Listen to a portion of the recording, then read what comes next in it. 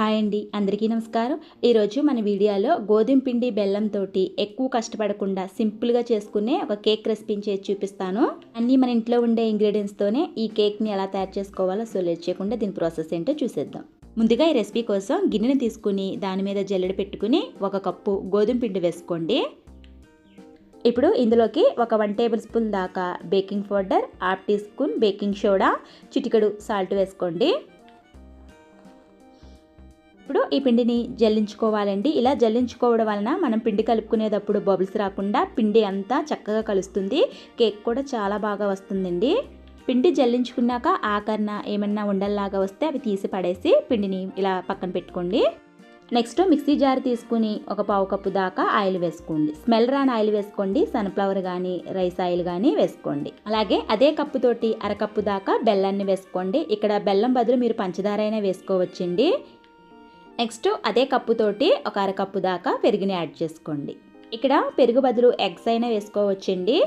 Cake మంచి flavour కోసం 1 tablespoon దాకా వెనిలా ఎసెన్స్ వేసుకోండి. మీ దగ్గర వెనిలా ఎసెన్స్ లేకపోతే ఇందులోకి 2 యాలక్కాయలైనా వేసుకోవచ్చు. ఇప్పుడు ఇందులోకి ఒక 1/2 టీ స్పూన్ దాకా లెమన్ జ్యూస్ వేసుకోండి. ఇప్పుడు ఈ మిశ్రమాన్ని సాఫ్ట్గా అయ్యే వరకు మిక్సీ పట్టుకోవాలండి. ఇక్కడ మిక్సీ పట్టేటప్పుడు మధ్యలో ఆపుతూ గ్రైండ్ చేసుకుంటే మనకి సాఫ్ట్గా వస్తుందండి. గ్రైండ్ చేసుకున్న మిశ్రమాన్ని ముందుగా జల్లించుకున్న గోధుమ పిండిలో వేసుకుని విస్కర్తోటి కలుపుకోండి. విస్కర్తోటి ఒకే డైరెక్షన్లో కలుపుకోవాలి. మనం ఎంత బాగా కలుపుకుంటేనే కేక్ మనకి అంత సాఫ్ట్గా వస్తుంది. ఇంకా ఈ మిశ్రమం గట్టిగా అనిపిస్తే ఇప్పుడు ఇందులోకి కొద్దిగా పాలని యాడ్ చేసుకుంటూ పిండిని మన రిబ్బన్ కన్సిస్టెన్సీలో వచ్చేలాగా కలుపుకోవాలి. బాగా బీట్ చేసుకుంటే కేక్ అంత పప్సీగా వస్తుందండి. మీ దగ్గర బీటర్ ఉంటే బీటర్దైనా చేసుకోవచ్చు. ఎందుకంటే అందరి ఇంట్లో ఉండదు కాబట్టి నేను ఇలా మిక్సీతో కూడా ఈజీగా చేసుకునేలాగా చూపిస్తున్నాను. ఇప్పుడు విస్కర్ తోటి బాగా ఒకే డైరెక్షన్లో కలుపుకోవాలి. మరీ గట్టిగా ఉండకూడదు, అలాగని లూజ్గా ఉండకూడదు. ఇలా నేను వీడియో క్లిప్లో చూపించే రిబ్బన్ కన్సిస్టెన్సీలో కలుపుకుంటేనే మనకి కేక్ కరెక్ట్గా వస్తుందండి. ఫస్ట్ టైం చేసినా పాడవకుండా వస్తుంది. కేక్ ట్రై కానీ అల్యూమినియం గిన్నె ఏదైనా పలకలుగా ఉండే గిన్నె తీసుకోవచ్చండి.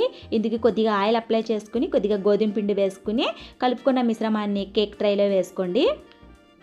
ఇప్పుడు ఈ ట్రైని కొద్దిగా స్టఫ్ చేసుకోండి. ఇలా చేసుకుంటే మనకి పిండి అంతా చక్కగా సదురుకుంటుంది. నెక్స్ట్ స్టవ్ మీద మందంపాటి కడాయి పెట్టుకుని స్టాండ్ పెట్టుకోండి. ఒక 10 నిమిషాలు హీట్ చేసుకున్నాక ఇప్పుడు ఈ కేక్ ట్రైని అందులో పెట్టుకుని ఆవిరి బయటకు రాకోకుండా మూతతోటి క్లోజ్ చేసుకోవాలి. ఈ కేక్ని 10 నుంచి 40 నిమిషాల వరకు లో ఫ్లేమ్లోనే ఉడికించుకోవాలండి. హై ఫ్లేమ్లో పెట్టుకోకూడదు, మాడిపోతుంది. ఇలా 40 నిమిషాలు అయిన తర్వాత చూసి నైక్ తోటి చెక్ చేసుకోండి. ఇలా నైక్ గుచ్చినప్పుడు నైక్కి పిండి అంటుకోకుండా ఉంటే మనకి పర్ఫెక్ట్గా ఉడికిపోయినట్టండి. పిండి అంటుకున్నట్టుంటే ఇంకొక 10 నిమిషాలు ఉడికించుకోవాలి. ఇదిగోండి ఇక్కడ పర్ఫెక్ట్గా ఉడికిపోయింది. నేను వీడియో క్లిప్లో చూపిస్తున్నాను చూడండి. స్టవ్ ఆఫ్ చేసేసుకుని కిందకి దించేసుకుని కేకు పూర్తిగా చల్లారిపోవాలండి. వేడిగా ఉన్నప్పుడు తీయకూడదు, విడిపోతుంది. పూర్తిగా చల్లారిన తర్వాత ఇలా నైక్ తోటి అంచుల్ని ఇలా కట్ చేసుకోండి. ఇప్పుడు ప్లేట్ తీసుకొని నేను వీడియో క్లిప్లో చూపించే విధంగా కేక్ని టప్ చేస్తే చక్కగా వచ్చేస్తుందండి. చూడండి, ఎంతో హెల్దీ అయిన పర్ఫెక్ట్ గోధుమ పిండి బెల్లం కేక్ రెడీ. అన్నీ మన ఇంట్లో ఇంగ్రీడియంట్స్తో చాలా సింపుల్గా చేసుకోవచ్చు. వీటిని ఏ క్రీమ్తో అయినా మీరు డెకరేషన్ చేసుకోవచ్చు, లేదా ఇలా ఒట్టిగా తినేవచ్చు. చాలా టేస్టీగా ఉంటుందండి. తప్పకుండా ట్రై చేయండి. కష్టపడకుండా బేకరీ స్టైల్లోనే ఇంట్లోనే ఇలా హెల్దీగా అన్ని ఇంట్లో ఉండే ఇంగ్రీడియంట్స్తో సింపుల్గా తయారు చేసుకోండి.